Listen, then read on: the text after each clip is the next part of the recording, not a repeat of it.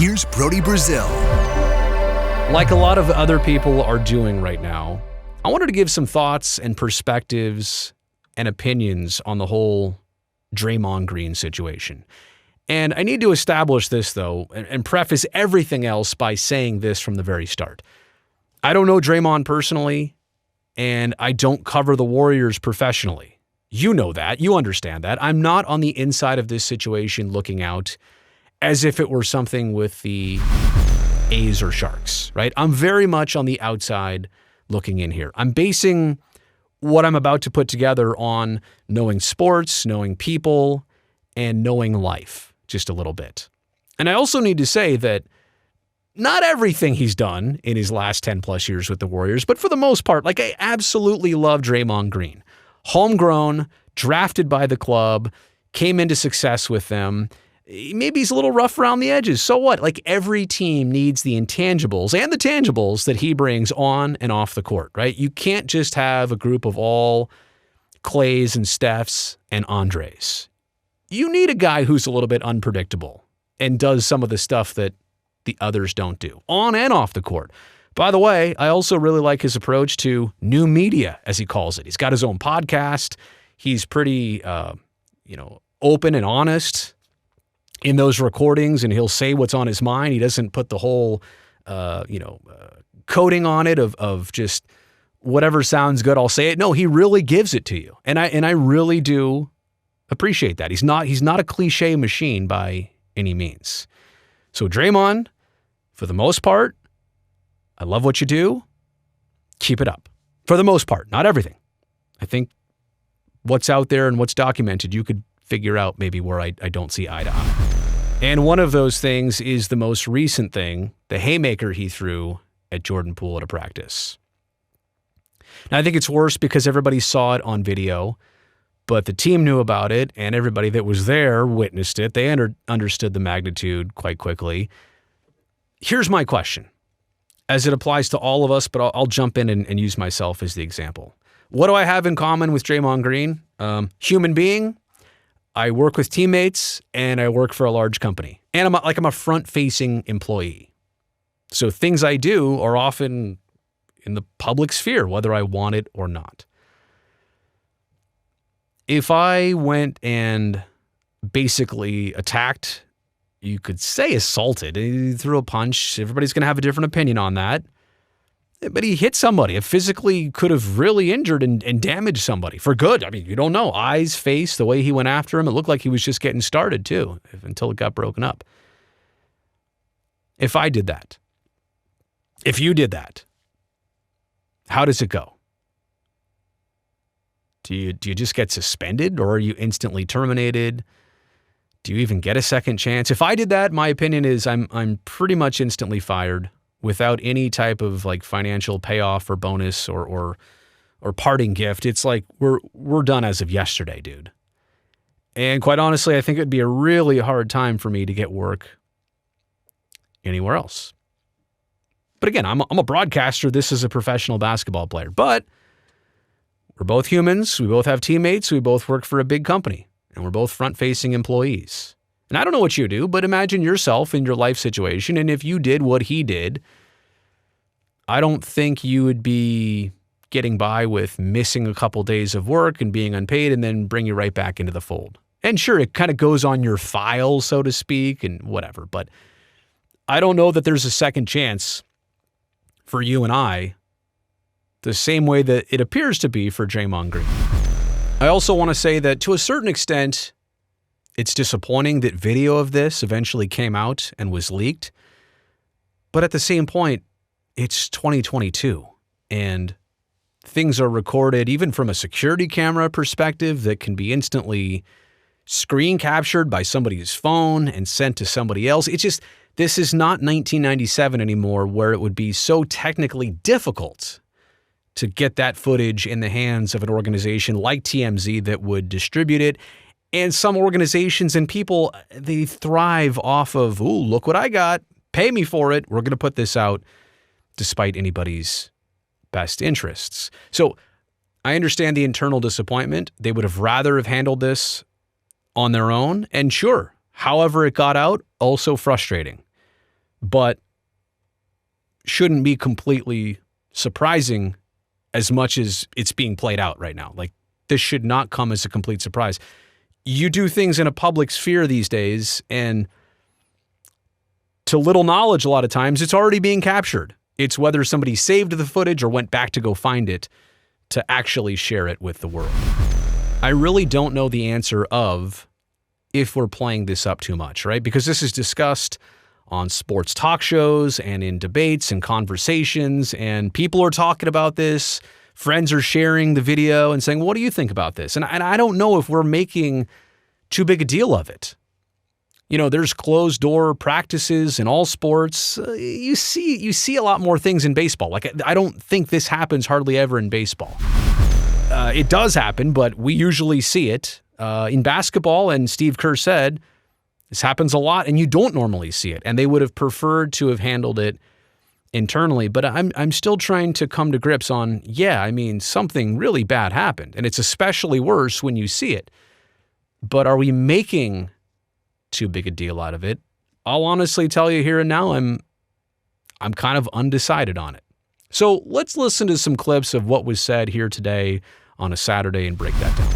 Let's begin with Draymond taking some ownership, and quite honestly, I like the way he set up this whole press conference. Here's what he said as soon as he sat down. Number one, hello to everyone here. For obvious reasons, we're all here. I'm going to address those. Give my thoughts, give my sentiments, and then I'll take questions. There's a reason I didn't do this on, I know everyone was expecting me to go speak on my podcast. Right. And quite frankly, I don't hide from anything. I own my mistakes. And to go sit on my podcast would be not taking questions and hiding from the issue at hand. And so I wanted to acknowledge that, and, for those out there that thought that, okay, those were just your thoughts, but I wanted to do this first before I just went and sat in front of a computer screen and said what I wanted to say. You got to respect that. So number one, I was wrong for my actions that took place on Wednesday. What's today? Saturday? Wednesday? I feel that. I was wrong for my actions that took place on Wednesday. And for that, I have apologized to my team. I have apologized to Jordan. And, I wanted to take that a step further, with the event yesterday, with the video leaking. There is a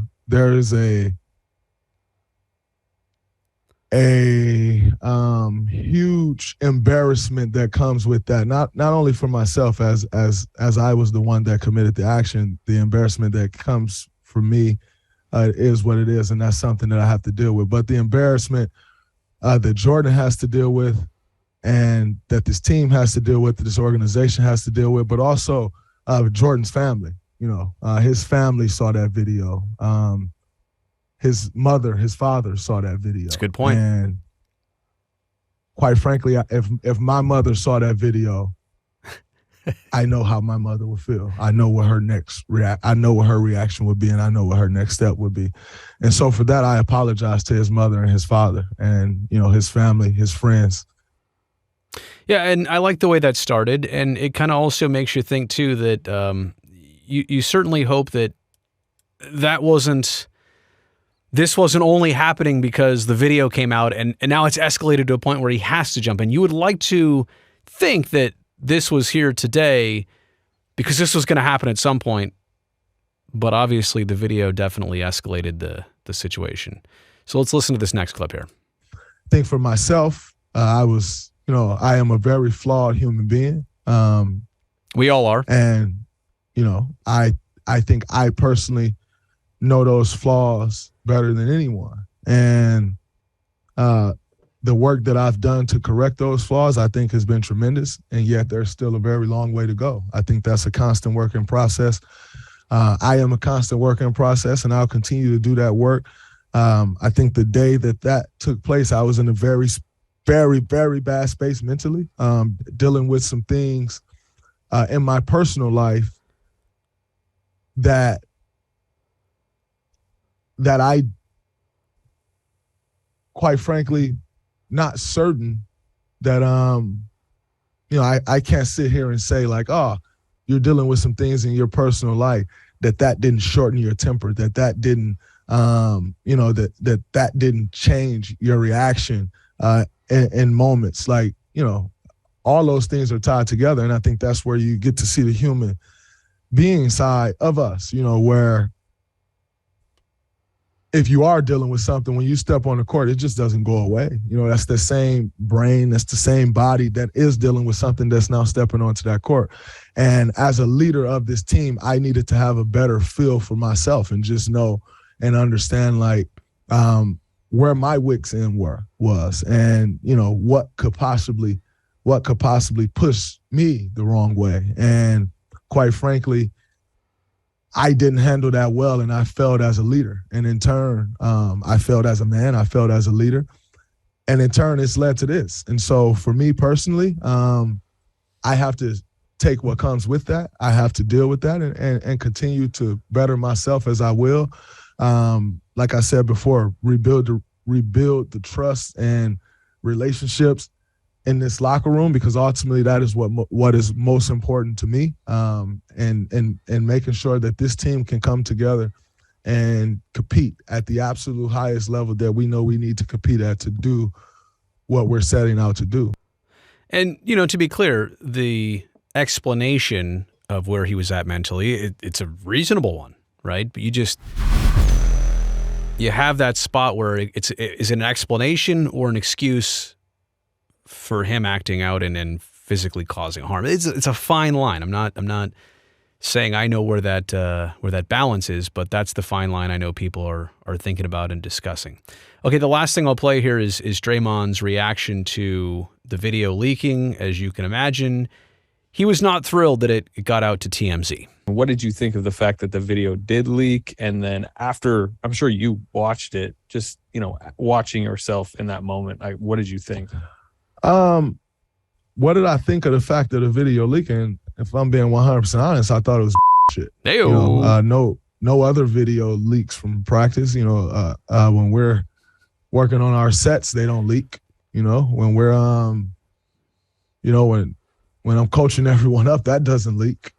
So I thought it was that the video leaked. And saying that, what did I think of myself in the moment? I watched the video 15 times, maybe more. Because when I watch the video, I'm looking at the video and I'm like, yo, this looks awful. Right. Like, this looks even worse than I thought it was.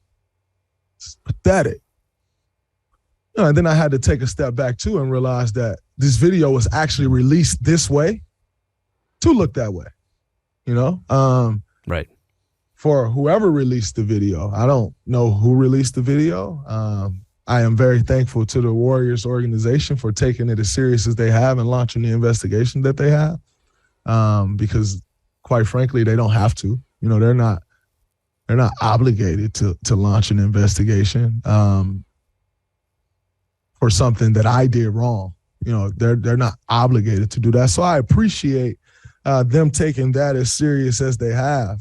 All right, I'll leave that one there. I think there's also some comments, and he, by the way, says he's going to take a few days away. Before I get to Steve Kerr, let me go ahead and just play this part right here, because it's important to also realize, as much as we've discussed this, crossing a line, emotions versus actions, I think whether it was his decision or a mutual decision to take a little bit of time away, clear the head, get you right. Like you were saying, things are not right. Let's get you right. Here's what he said. Much is said about this team's winning culture and your role in that. What do you think this does to that? Nothing. We're professionals. We have a job to do, and we're winners, and winners win. And so winners find a way to win. I have been a winner my entire life. I'm going to find a way to win. Now, that's from a winning standpoint. From a human being standpoint, from a personal standpoint, there we go. I have some things to fix. And I'm going to fix those things. I'm going to take a few days away because, quite frankly, if I'm being honest, it's hard for me to walk up to Jordan right now, and so, like I said, I'll take some time and, work through my things, allow him and this team to work through their things, separate of me, because there will be a time to work through those things with me. And I look forward to those times. But as far as winning goes, we've been through some to win at the level that we've won at. Like, I get it. I totally get it. All right. Let's see. There's some more clips here. By the way, all of this coming from our NBCS Warriors account on Twitter. Kerr talking about the mutual decision for Draymond to step away. Here, let's hear what he's saying about things getting leaked. I mean, Steve Kerr has been literally involved with punches thrown at a practice before, back in his playing days. I don't know if this is an internal question or not, but just is the team at all in any sort of like having to get through stuff in any phase, any state of shock? I'm sure it's different for each player, but are you sensing that this is something the team is still going through? Yeah, I mean, this is why it's so crucial to keep things in house. I've been in this league for 30 plus years. I've seen all kinds of crazy stuff.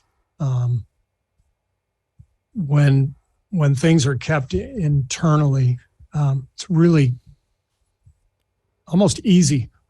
I'm going to stop it right there. Yeah, easier for you and the organization and the team, but does everybody get the attention or help or break that they need? I love you, Steve Kerr. I think you're seeing the situation right now and not the people. To handle them. It's just so much cleaner and smoother, and you can move forward. As soon as things are leaked, now all hell breaks loose. That is also true. I would not be making this video if that video didn't come out. And I hope I'm adding to the conversation and not muddying it up. I know some people are just muddying it up for fun or ratings or attention or whatever they do. And that affects every single player, coach, but especially the players. And so because of that, because everything is out there, the players are now having to deal with all of this stuff. We're having to answer all these questions, and it puts us in a very, very difficult spot. All right. Difficult spot, but look, important spot. Take this as an opportunity. Let's all learn. Let's all grow from this. It happened. Things do happen. Let's hope things can move forward, not just for the Warriors as a team, but also for them as human beings.